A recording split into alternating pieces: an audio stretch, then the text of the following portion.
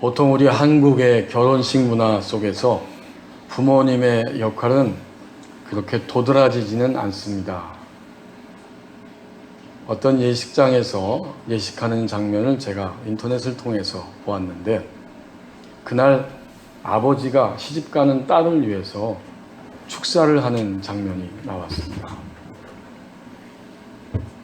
내가 태어났을 때 우리는 온 천하를 다 얻은 것과 같은 기쁨이었다. 그의 시작을 언급하고, 그가 어린이집에 유치원에 입학하게 됐을 때 또다시 그의 시작을 언급합니다. 그리고 과정을 마쳐서 초등학교에 입학하고 그 과정을 끝내고 중고등학교를 그리고 넘어서 대학교를 입학했을 때, 이제 대학을 졸업하고 직장에 나갔을 때 그 느낌들과 감격들과 장면들을 사진까지 찍어가지고 결혼식장에서 결혼하는 딸에게 줍니다. 이제 모든 과정을 시작했던 우리 딸이 결혼이라고 하는 인생의 새로운 시작을 향해 출발하는 시간이고, 언젠가는 또 마감하게 될 텐데 그 시작과 끝을 내다보고 축복하면서 사랑의 마음을 담아서 딸에게, 하객들에게 들려주는 그 축사였습니다. 우리의 삶은 시작할 때 또 끝마칠 때가 분명히 있습니다. 오늘 우리에게 주신 이 시편 118편 1절 상반절 말씀입니다. 새롭게 긍정하며 한 해를 시작했습니다. 여기 상반절에 보면 여호와께 감사하라는 명령형이 나옵니다. 그런데 이것은 단순히 말로만이 아니라 손을 들고 하나님 앞에 감사하겠다고 하는 결단의 표현입니다. 단순히 입술로만 감사하라가 아니고 손을 들어서 한 해를 시작할 수 있도록 은혜를 주신 하나님께 감사하고, 이제 마지막까지 감사함으로 승리하겠다는 결단을 보여주고 있는 말씀입니다. 누가 언제 이 시를 지었는지 전혀 나타나고 있지 않지만 이 시편 118편을 끝까지 읽어보면 고난과 속박 속에서 하나님의 구원을 경험하고, 그래서 더더욱 하나님이 앞으로도 구원해 주실 거라고 하는 것을 소망하고 믿으면서 마침내 종말의 시기가 올 때까지 하나님은 우리를 구원해 주실 거라고 하는 그 희망을 담고 확신 가운데 찬양하는 노래가 이 시편 118편의 이야기입니다.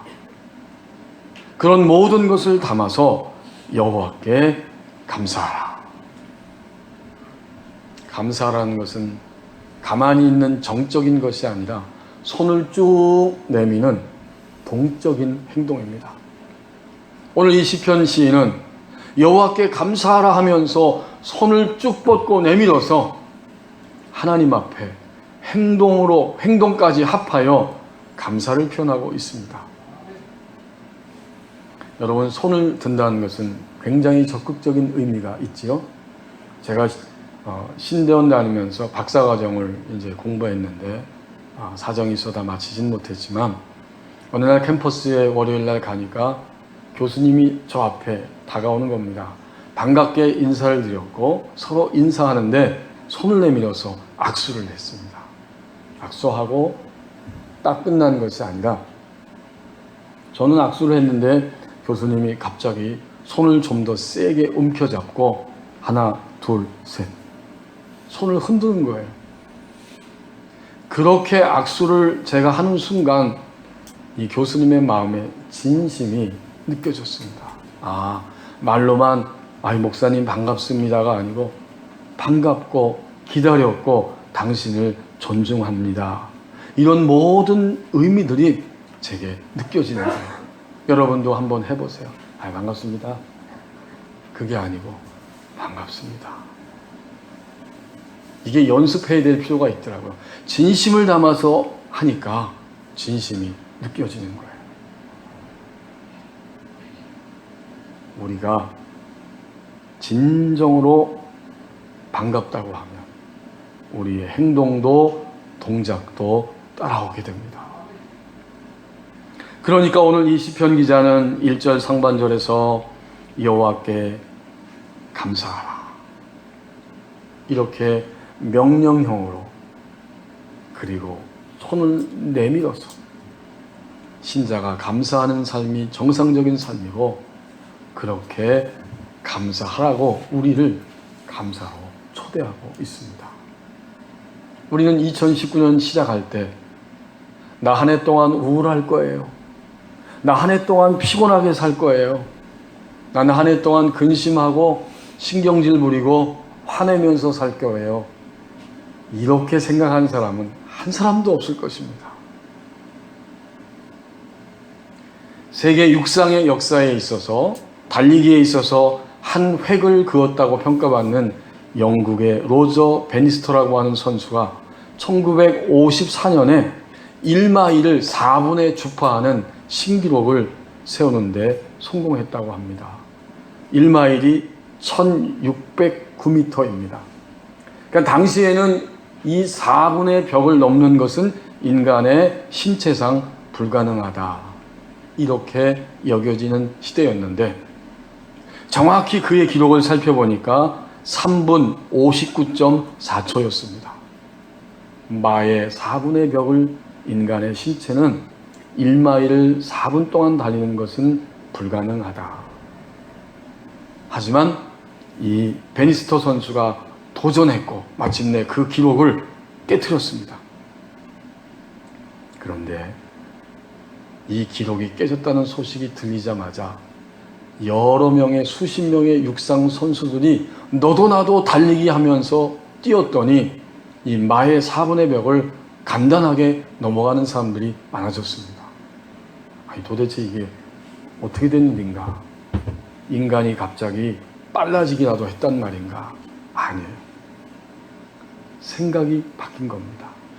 베니스터가 깨트렸다면 나도 깨트릴 수 있지. 그리고는 달리고 달려서 그 마의 4분의 벽을 걷어버리고 말았습니다. 생각을, 한계라고 하는 생각을 지우고 나니까 새로운 기록이 나타난 겁니다. 현재 내가 가지고 있는 마의 4분의 벽, 내가 뛰어넘지 못하는 4분의 벽은 무엇인가? 여러분이 2019년 한 해를 첫날 첫 주에 시작하면서 나는 절대로 4분의 벽을 올 한 해 동안은 뛰어넘지 않을 거야, 이렇게 생각하지 않았습니다. 오히려 두 손을 들고 하나님 앞에서 마의 4분의 벽을 뛰어넘겠노라, 이렇게 감사의 고백을 드리며 시작했을 것입니다. 여러분, 손을 든다는 것은 굉장한 의미를 가지고 있습니다. 그것은 하나님 앞에 감사하겠다는 것이고, 두 번째는 나의 인생은 하나님 앞에 항복합니다. 더 이상 나의 힘과 재주와 능력을 가지고 살아갈 것이 아니라 나는 하나님께 항복하고 나의 인생을 앞으로 1년 동안 살아가겠습니다. 세 번째 의미는 이제 나의 삶은 하나님께 맡겨드립니다. 그래서 두 손을 드는 거예요. 하나님을 신뢰하는 모습입니다. 2019년이 시작될 때 우리는 이렇게 하나님 앞에서 새롭게 긍정하며 한 해를 시작했습니다. 1절 하반절 말씀을 보십시오. 생명의 맛을 보는 것은 나의 분량이었다고 말씀합니다. 내 믿음의 분량에 의해서 생명의 맛을 보았다는 것입니다. 2019년 한 해 동안에 오늘 마지막 주일에 여기에 오기까지 생명의 맛을 보는 것은 나의 분량이었다고 말씀합니다. 1절 하반절에 이 시편 기자는 지금까지 지내왔던 시간들, 그리고 현재, 더 나아가서 앞으로 미래적인 삶을 내다보면서 하나님 앞에서 자신의 체험적인 신앙을 고백하고 선언하고 있습니다. 그는 이렇게 말합니다. 하나님은 선하시며 그의 인자하심이 영원함이로다. 그가 감사하는 이유를 봤더니 지금까지도 감사했고 지금도 감사하고 앞으로도 내가 감사하면서 살 수밖에 없는 분명한 이유가 있는데, 하나님은 선하시며 그의 인자하심은 영원하기 때문이다. 확실히 오늘 이 시편의 기자는 하나님의 생명을 맛보면서 살아온 사람입니다. 제가 신학교 다닐 때, 대학원 다닐 때, 지금은 은퇴했지만 종종 말씀드리는 곽선희 목사님이라고 하는 그 서울의 강남의 소망교회 목사님이 강의를 하시다가 여러분, 설교는 요리와 같습니다. 그 말이 지금까지도 종종 생각이 납니다. 똑같은 재료를 가지고 요리를 해서 먹이는데 받아들이는 사람들의 반응은 다 다릅니다. 당연히 맛있는 요리를 구하고 맛있는 요리를 찾는다는 거죠. 설교의 재료는 뭔가? 하나님 말씀, 성경이지. 성경을 가지고, 똑같은 성경을 가지고 요리를 합니다. 그리고는 하나님 앞에서, 성도들 앞에서 요리를 만들어서 선포하는데, 어떤 사람은 맛있다고, 어떤 사람은 맛없다고. 결국 그 말은, 그 모든 것의 책임은 우선 1차적으로는 설교자에게 있다. 설교자의 책임이 크다라는 말이었습니다. 저는 그 이야기가 생각날 때마다 범위를 좀 더 확대해서 하나님을 믿는 우리의 신앙은 요리와 같다. 믿는다는 건 정말 지금 믿는 것이고 계속 믿는 것이고 분명하게 믿는 게 하나님을 믿는 우리의 신앙이에요. 그때 우리는 믿고 믿어서 믿으면서 하나님을 맛보게 됩니다. 하나님의 선하심과 인자하심을 맛보는 거예요. 어린아이들이, 귀여운 우리의 자녀들이 초콜릿이 너무 맛있어서, 사탕이 맛있어서 끊임없이 밥보다도 사탕과 초콜릿을 요구하고 계속해서 먹고 있습니다. 물론 어른들도 제가 보니까 우리 교회 어느 분도 초콜릿을 그렇게 좋아하더라고요. 저도 초콜릿을 좋아하는 측에 속합니다. 캐나다에서 저희 처제가 몇 년 만에 올 때마다 이건 형부 거예요 하면서 하여튼 초콜릿 들어있는 걸 갖다 주는 거예요. 하지만 부모는 아이를 볼 때에 그대로 방치하지 않죠. 그 아이가 초콜릿을 절제하게 하고 사탕을 절제하게 하고 그의 치아의 건강을 위해서 아이를 조종합니다. 아이가 볼 때는 이해가 안 되지만 그것은 무엇이냐면 부모님의 선하심입니다. 우리가 하나님의 선하심을 맛보는 것은 이런 것입니다. 다 이해할 수 없고 아직까지도 이해가 안 되는 것들이 있지만 하나님은 우리를 조종해 가시면서 하나님의 선하심으로 우리의 삶을 이끌어 가십니다. 그래서 오늘 그 맛을 보았기 때문에 그는 선하시며 그의 인자하심이 영원함이로다. 선이라는 것은 도덕적으로 착하다는 것이지만 또한 그것을 넘어서서 여기서 말하고 있는 선은 감성적인 만족이고 내용적인 만족이고 어떤 결과가 만들어졌을 때 그 모양을 보면서도 만족하는 게 바로 선입니다.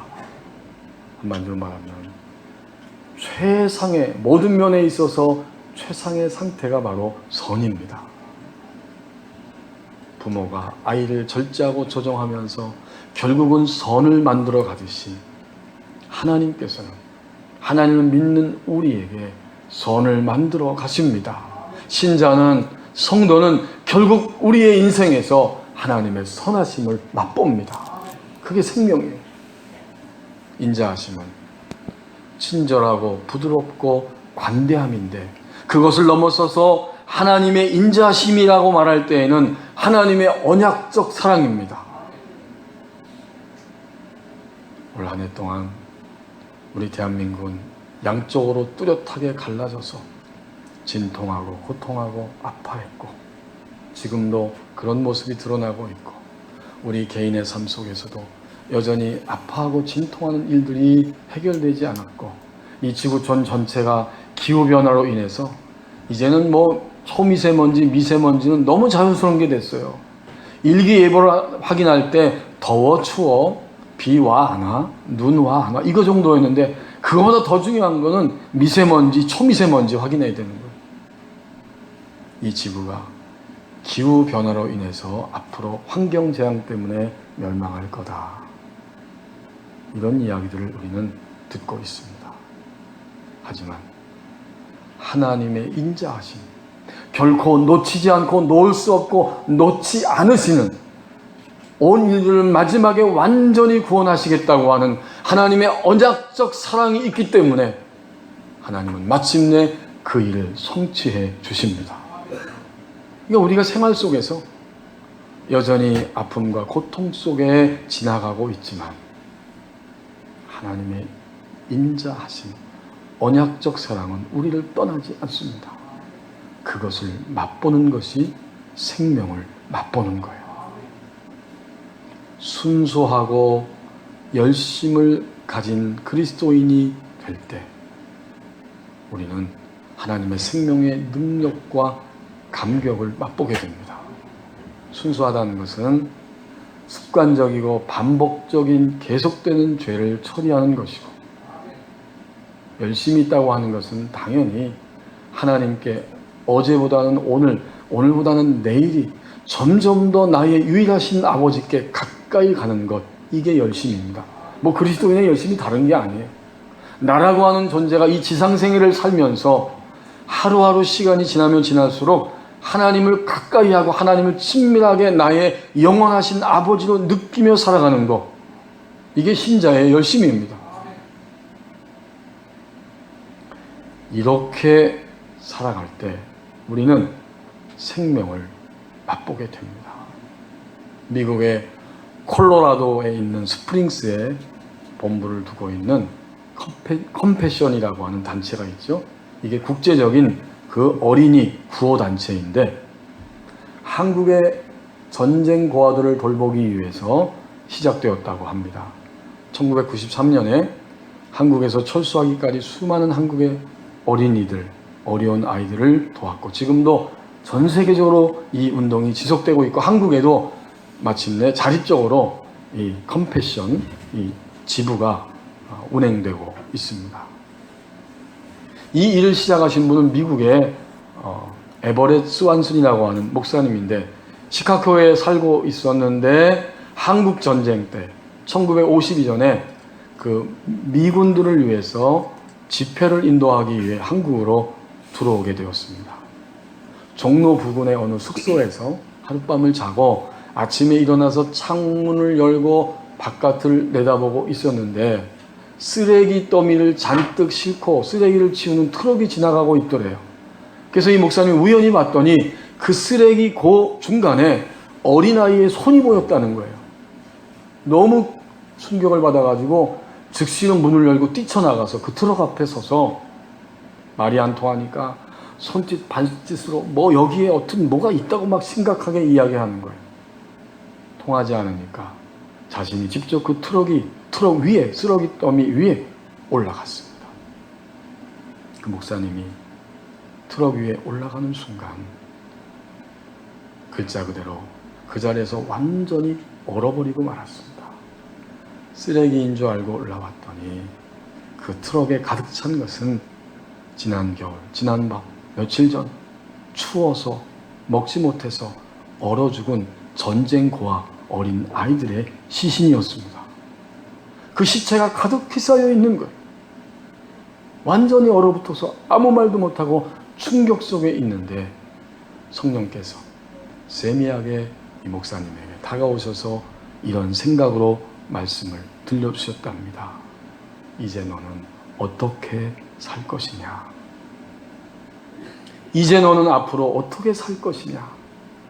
그 음성 앞에 무릎을 꿇고 미국으로 돌아가자마자 이 컴패션 국률 사역을 시작하게 되었고, 한국에 와서 수많은 전쟁 고아들을 위해서 힘쓰며 살아가게 되었고, 지금은 온 세계에 이 컴패션 이 구호단체가 세워지고 운행되고 있습니다.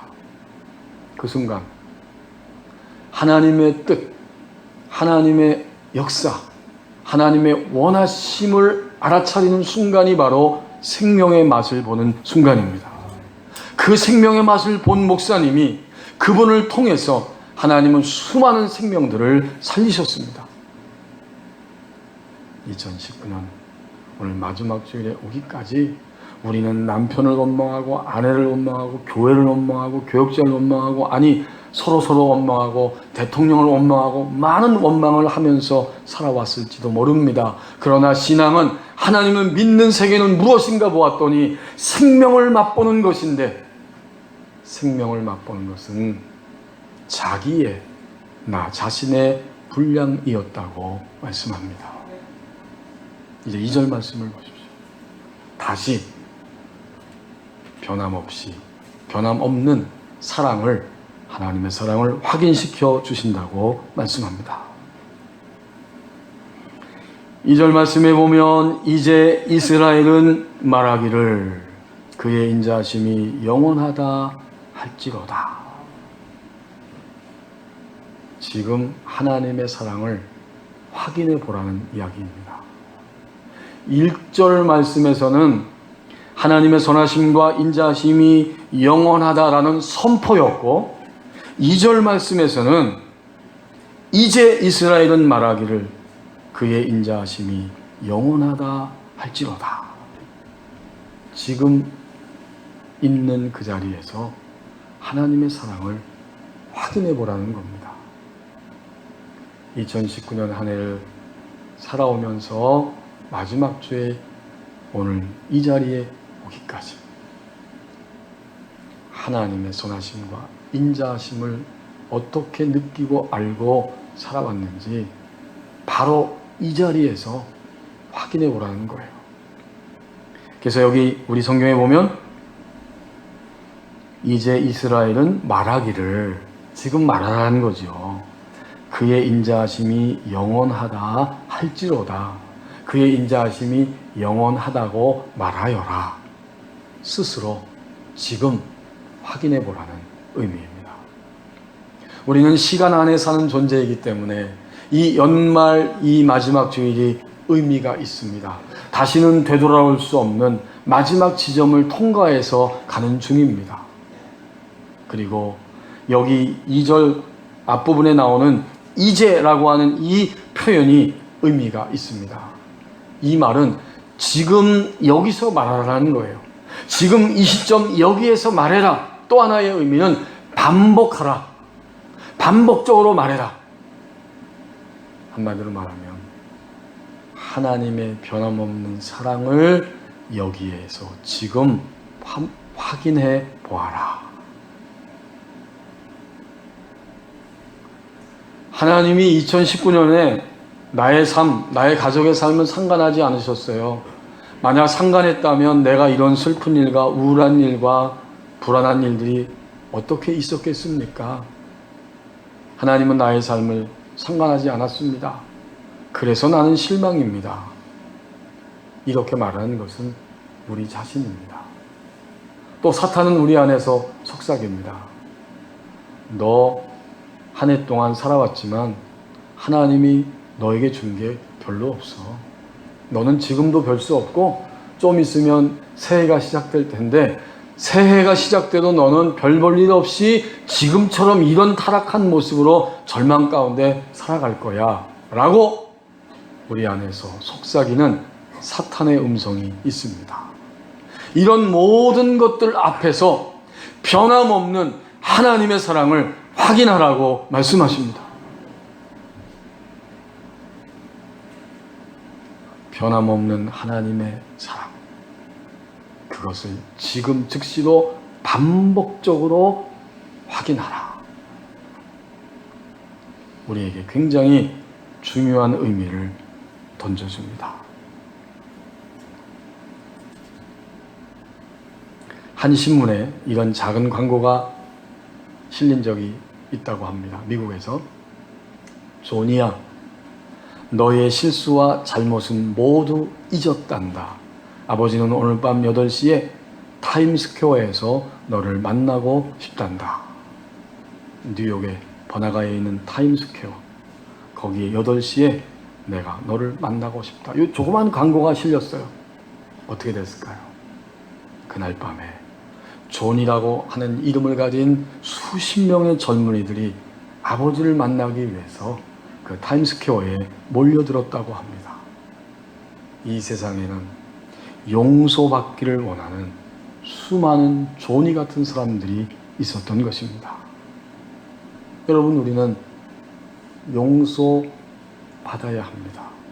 무엇을? 2019년 한 해를 하나님이 허락해 주셨지만 여전히 하나님의 사랑 안에서 살지 않음으로 인해서 미워하며 욕심부리며 거짓되며 한숨 쉬면서 전적인 하나님의 생명으로 충만하지 못했던 나의 삶을 하나님 앞에 용서받아야 할 것입니다. 그런데 오늘 2절 말씀은 이제 이스라엘은 말하기를 그의 인자하심이 영원하다 할지로다. 하나님이 우리를 하고 계신다는 증거가 있습니다. 바로 예배 자리에 여기에 우리가 나왔다고 하는 사실입니다. 예수님의 십자가의 고난과 피 흘리심과 죽으심과 부활하심을 통해서 하나님의 사랑을 보여주셨고 그것을 아버지의 사랑이라고 믿고 받아들일 때 하나님은 존이를 용납하는 아버지처럼 우리를 용납해 주셨습니다. 그리고 말씀하십니다. 변함없는 나의 사랑 안으로 다시 들어오라고 말씀합니다. 이것은 오늘 이 시편 118편을 기록한 이 시편 기자의 확인이면서 동시에 하나님이 확인시켜 주심입니다. 하나님이 우리에게 이 사실을 확인시켜 주는 거예요. 우리는 시작하는 것도 내 생각대로, 끝마치는 것도 내 생각대로 할 수 없는 사람들입니다. 여러분이 이 땅에 태어날 때 우리 계획에 의해서 태어났습니까? 우리 계획대로 때를 맞춰서 온 것이 아닙니다. 시작할 때도 끝마칠 때도 우리의 계획대로 되지는 않습니다.